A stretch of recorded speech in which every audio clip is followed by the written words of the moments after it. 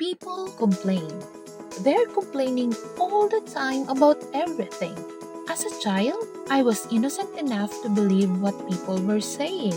I really thought there were plenty of valid reasons to complain.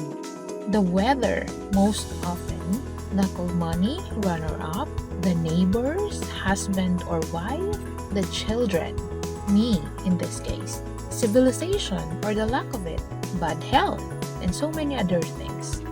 I assumed the world just turned out to be like this and there was nothing much we could do. It was called fate or something.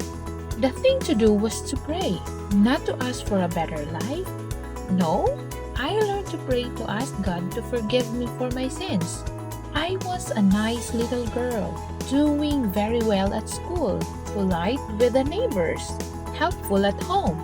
So it was rather difficult to keep finding sins for our weekly confession. But because human beings are profoundly sinful by birth, they told me I had to go confess anyway. The nuns at school came up with a solution to help us out. They prepared our sins for us. Every Wednesday, on Confession Day, they gave us a pink paper with our confessions of the day.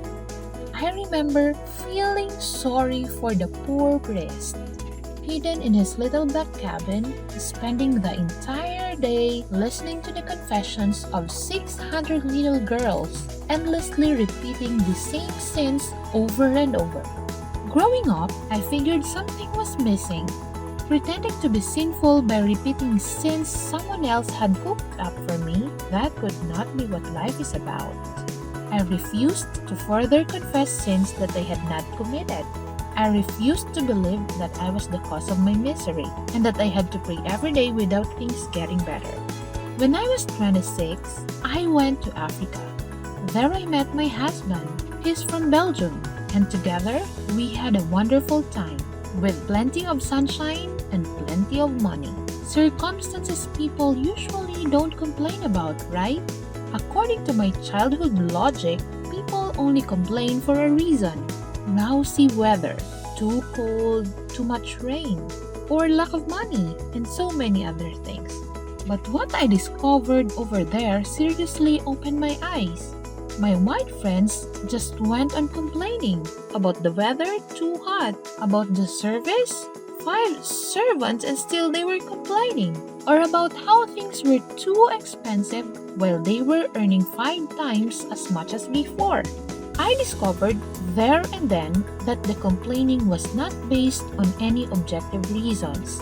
I also noticed that the black people who were living in their villages with close to nothing were not complaining. I got interested in this phenomenon. They had nothing except a big smile on their face, while we had everything and were still complaining. How could this be? It became crystal clear to me that the complaints had nothing to do with the outer circumstances. It was an attitude, a habit. Next, I wanted to find out where this habit came from. So I examined the way of life of the local people and compared it with our way of life. When I finally came up with the explanation, it changed my life forever. There are 2 important differences between them and us. The first difference is that they have a social network to help everyone in the village. They stick together. They don't push out people who don't fit the norm. In our society, everybody who is a bit different is sent to an institution. An institution is a place to collect those individuals who cannot follow the fast pace of society and thus fall out of the boat. Most institutions have great walls to prevent us from seeing that these people really exist. They look more like a prison than a shelter. Who are these people that don't fit in our society? Put away behind walls so we don't have to confront them. They are the disabled, the deceased, the dangerous ones, the mentally retarded or disturbed. Those who are too slow, they go to special schools. Too difficult to handle, they go to educational institutions. And those who are too tired and too old, we put them in expensive homes. There in Africa, everybody stays in his own village and is accepted protected and taken care of, except the really dangerous ones. They go to prison. Everybody has a natural social network and access to help. You are not isolated from society merely because you cannot walk or because you are mentally slow. They stick together. I figured out that inner loneliness and isolation is one of the main reasons why we are complaining so much. The second difference is that all of these people are connected to something greater than themselves. They have a strong faith in God who takes care of them. They spend a lot of time performing rituals to please their God and get good health and harvest in return. I gave these two differences a lot of thought and concluded that creating social networks of people and a solid relationship with something bigger than ourselves are vitally important fundamentals of human happiness. It's all about connection. Connection to each other.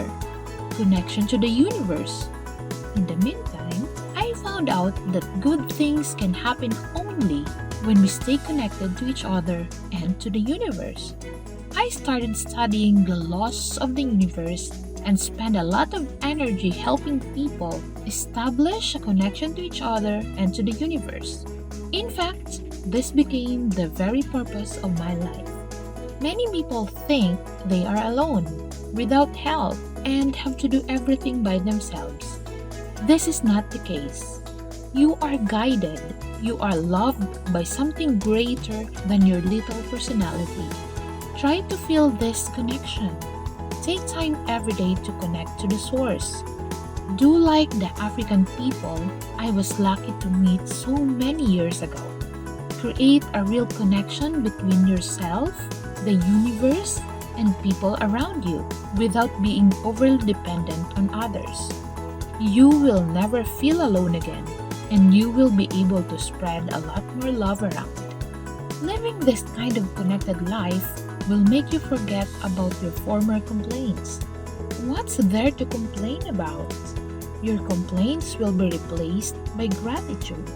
Say thank you to the universe for all the things you already have and for all the wonders that may still cross your path.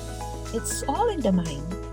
Gratitude and happiness are an attitude, a state of being. It has nothing to do with circumstances. The attitude is gratitude. And again, there is so much to be grateful for.